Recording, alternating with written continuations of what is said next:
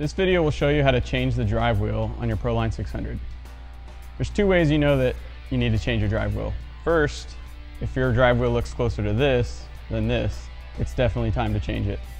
The other way to know is if you start seeing scratches on your belt cover moving closer to your wheel. The closer the scratches are to your wheel, the lower your wheel is and the more you need to change it. To do this, you'll just need a Phillips head screwdriver and a 1/2-inch socket. First, you'll remove the belt cover from the side of your motor.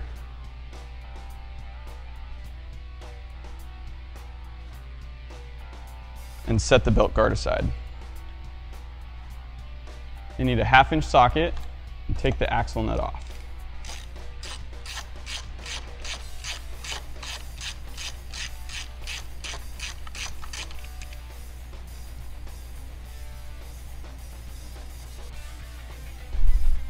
You'll lift the wheel and belt off of the axle. And there's a washer on the end of the bearing. Make sure you set that aside. Take your new drive wheel and your belt and thread the belt onto the pulley of the new wheel. Set that on the axle and slowly spin to thread the drive belt onto the drive pulley.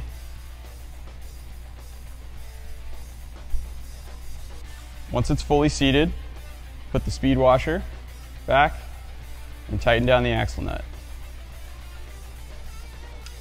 You want the nut just snug enough so the wheel doesn't move along the axle, not too tight to crush the bearings.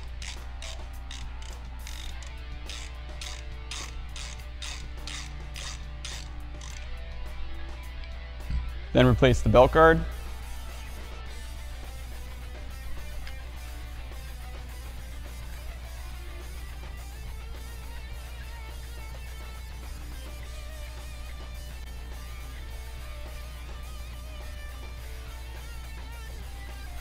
And you're all set.